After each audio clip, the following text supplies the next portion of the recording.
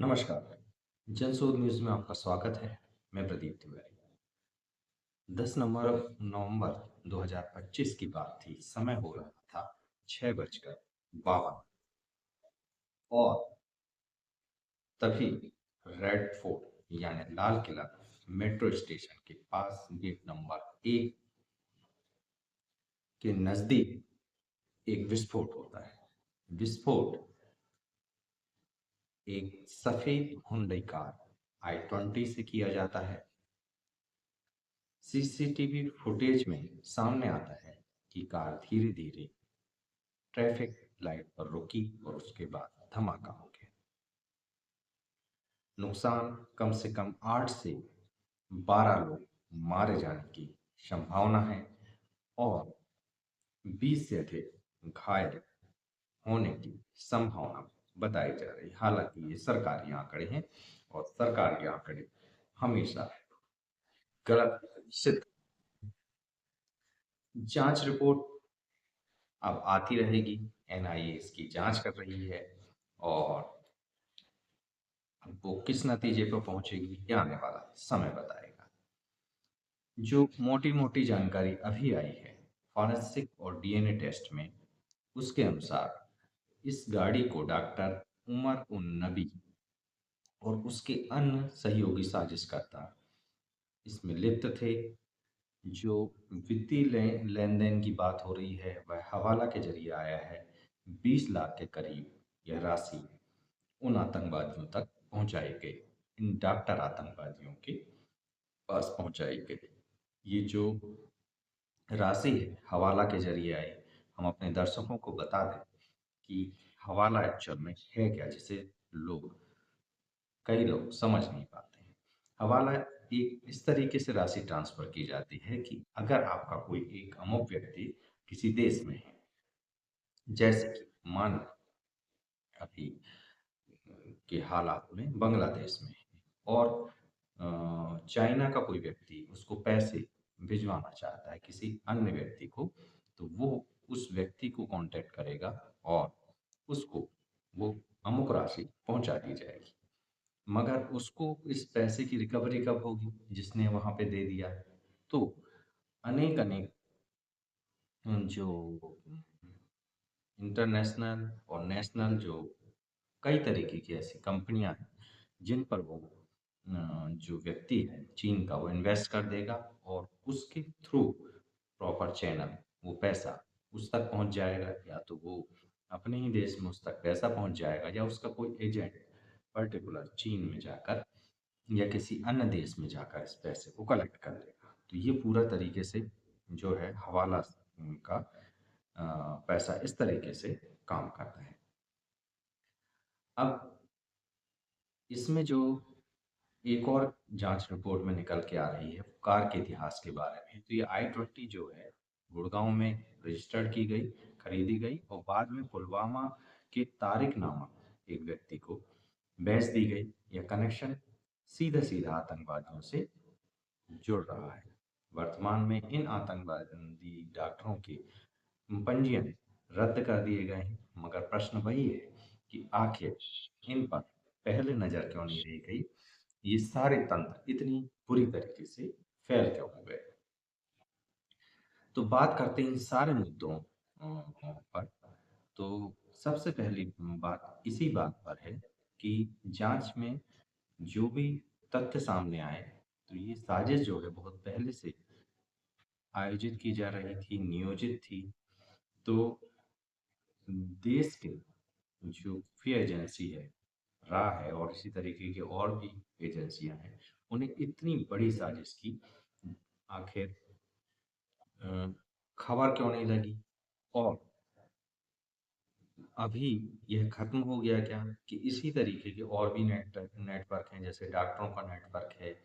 तो क्या अब आतंकवादी संगठन इस तरीके के बहुत से संगठन बना चुके हैं, आतंकवादियों के, इंजीनियर्स के, राजनेताओं के, व्यापारियों के और भी जो साइंटिस्ट हैं उनके। और क्या सबसे बड़ा प्रश्न कि फौज में भी इस तरीके के संगठन बन गए हैं। क्या इसकी गंभीरता से विस्तृत जांच नहीं की जानी चाहिए? जो जांच में यह सामने आया है कि विस्फोट में जैसे मोहम्मद का मॉड्यूल जिस तरीके से वो विस्फोट कर रहे हैं वह यूज में आया है। कार को चलाने वाला डॉक्टर उमर उन नबी कनेक्शन में सामने आया है। फंड का जैसा मैंने बताया था 20 लाख का जो फंड है वो फंड फ्लो ट्रेस किया गया है, जिसकी सघनता से जांच की जा रही है। किस रास्ते से आया, कैसे कैसे उन तक पहुंचा। जो सुरक्षा में और उनकी उसमें जो चूक हुई वो तो एक मुद्दा है ही। इस पूरे धमाके के बाद में भी तुरंत वहां पर जो स्थानीय पुलिस है, जो भारत का इंटेलिजेंस सिस्टम है, डिजास्टर मैनेजमेंट है, उन सारी यूनिट वो एक साथ रूप से सक्रिय नहीं हो पाई और मौके पर बहुत देरी से प्रतिक्रिया हुई, जो कि आने वाले किसी गंभीर इस तरीके के खतरों में एक बड़ा जो है जोखिम हो सकता है इस देश के लोगों की जान और माल के लिए। इसमें एक बड़ा जो मुद्दा निकल कर आ रहा है डॉक्टरों की भागीदारी, यानी एक पढ़े लिखे तबके जो कि एक अच्छा पद और प्रतिष्ठा मानी जाती है डॉक्टर की, वो भी अब आतंकवादी संगठनों में शामिल हैं। तो इसकी गंभीरता से जांच होनी चाहिए कि आखिर ऐसे कितने लोग हैं और किस किस फील्ड में वो अभी वर्तमान में एक्टिव हैं, काम कर रहे हैं अपने प्रोफेशन के नाते।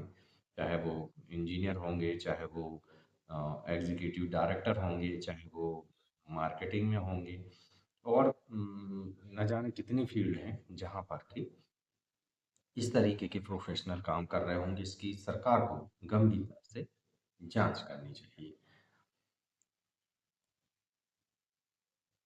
इसमें एक वाइट कोट मॉड्यूल निकल कर सामने आया है। मीडिया रिपोर्ट में ये बात उठ रही है कि वाइट कोट मॉड्यूल था, यानी डॉक्टरों की एक आतंकवादी इकाई जो कार बम साजिशों को अंजाम देने में लगी हुई थी। यह सिर्फ एक आतंकवादी खतरनाक मोड़ नहीं है, बल्कि एक सुसंगठित अ, एक बड़ा स्कैम है, बड़ा आतंकवादी संगठन और लिंकेज है, जिसे अब समझने की आवश्यकता है और सरकार को समय रहते सचेत होने की आवश्यकता है, अन्यथा इसके परिणाम गंभीर हो सकते हैं।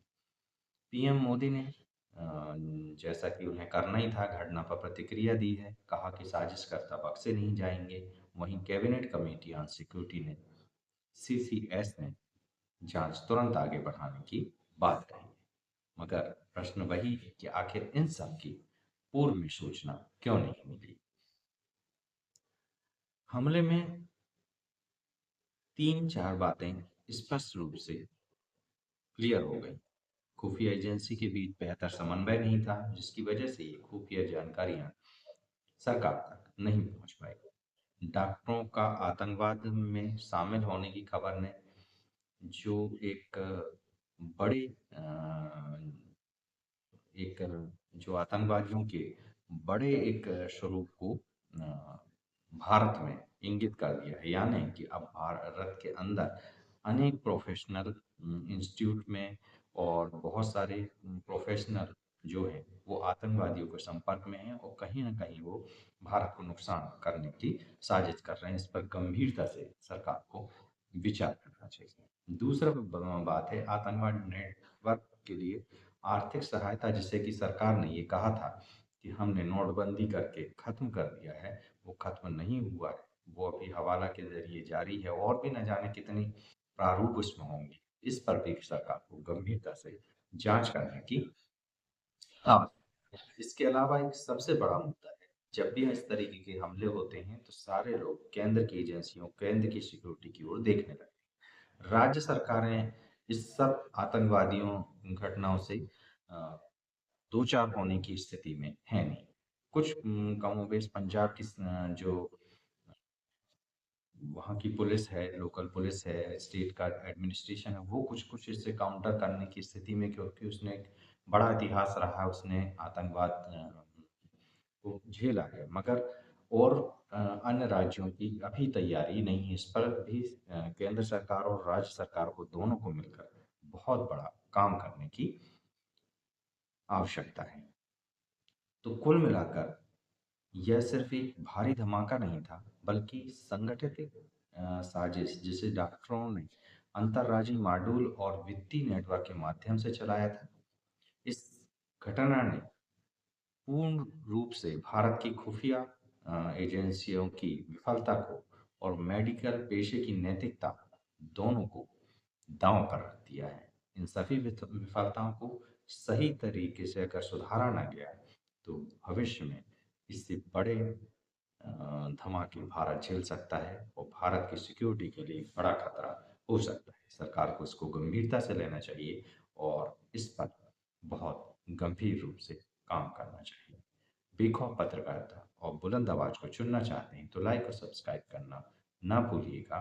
और आप इस सिक्योरिटी के मुद्दे पर आप क्या सोचते हैं? क्या आप जनशोध की जो सोच है उससे सहमत हैं या फिर आप अपना कोई नया नज़रिया, अलग नज़रिया रखते हैं? आप हमें कमेंट पे बताएँगे तो हमें खुशी होगी।